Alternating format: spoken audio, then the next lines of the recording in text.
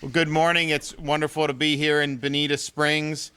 I have Dane Eagle from Southwest Florida as our DEO secretary. Has something in his hand that we may be announcing here in a minute. We've got the county council members here from Bonita Springs. We've got, I think, a lot of the Board of County Commissioners as well. And then we have Sheriff Carmine Marceno, so I want to thank him for being here. We've been able to, over the last particularly couple months, really help with some key infrastructure projects, both in terms of things, what we're doing with our Job Growth Grant Fund, but also some of the long-term recovery money that's come in over the years to Florida in the advent of, in the Panhandle, Hurricane Michael, but then the rest of the state, Hurricane Irma. And we go back, that was a really big storm. Lee County, of course, and Southwest Florida generally had major impacts from there. And so Dane, I told him, I said, we really want to do things that are going to be meaningful. So let's figure out what funds we're still eligible for. Let's get the money out and let's do it. So today we're really excited because we're able to make an impact here in Bonita Springs. And so this is through the Department of Economic Opportunities Community Development Block Grant Program. We're going to be able to award $16.8 million to Bonita Springs to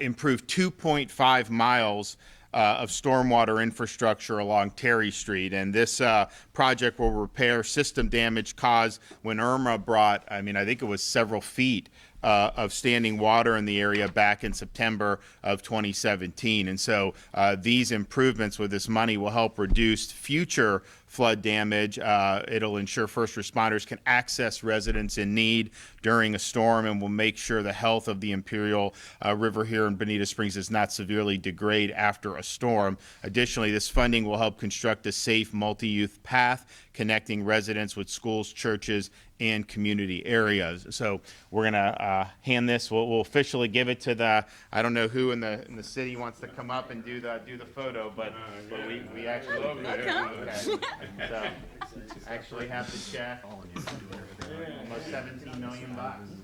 All right, hey, look at there's a public works director, Matt Dane, back there.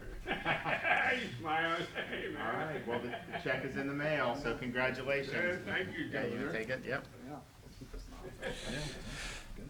And so this is just one of many things we're going to be doing. We have other stuff that we're going to be able to do over the coming weeks. And then we just kicked off yesterday Florida's 2022 legislative session.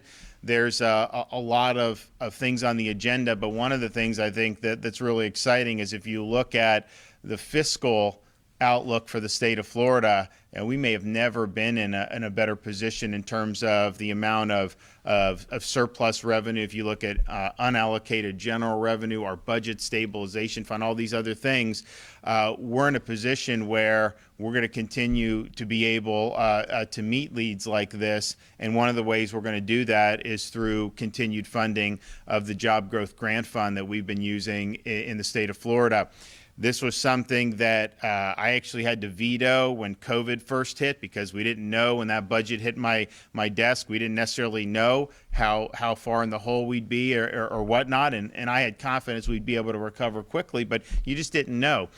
So I actually had to veto that. So we did get that in this current year's budget. We've been able to make huge differences in terms of providing money for infrastructure and for job training. I mean, we've put in for programs for truck driving, diesel mechanics, all these things you hear about that are in so high demand. We're able to identify, people can submit, and then we can go and make an impact immediately. So we're asking in this legislative session to increase the money to $100 million that we have for the Job Growth Grant Fund, and I'm confident that that'll be things that'll be really, really high impact. I mean, there's different things that different communities do.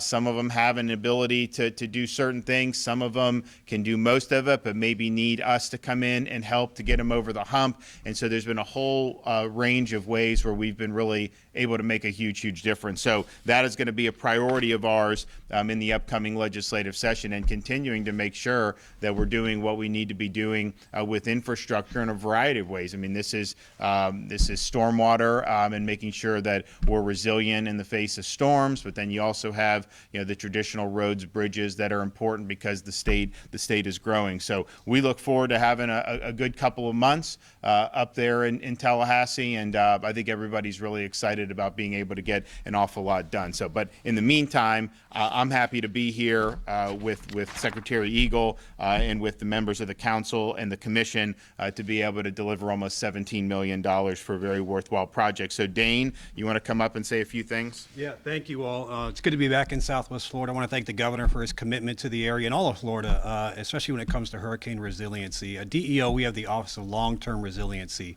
and we come and we look for the areas of last resort that really need the assistance to rebuild from storms. So we're talking about Hurricane Irma. That was in 2017. I was at the EOC with many of the people behind us, riding out the storm. We come out on the other side, and Bonita Springs was one of the harder hit areas when it came to flooding. Feet of water standing for weeks. And this award is going to help them complete that project to make sure that that is a thing of the past. And we're going to be doing more across the state. So we're excited about those opportunities. But really thank the governor for his commitment and the locals for working on this. When these awards come in, they've got to score out independently. We can't just pick them out of a pot and say, let's do this one. So we're glad to see this come out on the other end. And the governor is very excited to be here today. And I'm glad to tag along. Thank you all for the opportunity. Okay. All right, we have County Commissioner Ray Sandelli. Well, good morning. Not a better way to start a day, another beautiful Florida day. I would like to extend my welcome and appreciation to our governor. Thank you for your continuing service to our country. To Dane Eagle, who's been a friend and a mentor for me for quite a while, thank you. I'm glad to hear that Brooke and your son are doing well. To our elected officials, our first responders, and our many neighbors who contribute and serve this community every day, thank you very much. My wife and I moved to Bonita Springs about 10 years ago for a variety of reasons. We are thankful for that every day. Locally, we have a great cooperative and candid working relationship with many of the key players here within Bonita and statewide. We dedicated a beautiful new library. We worked through the transition of the old library to a monoclonal distribution center, which is still up and operating.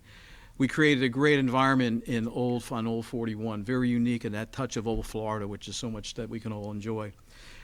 This all happens through a cooperative, very candid interrelationship between the city, the county, and certainly in the state. So like my neighbors, my wife and I experienced the wrath of Irma, from cleanup to a very proactive stormwater and flood mitigation effort, improving our infrastructure. We witnessed Terry, which was very, very challenged, and so on and so forth. But we now use that road almost every day for one reason or another, and it's a great causeway. It's really a best-in-class development, which everybody should be very proud of.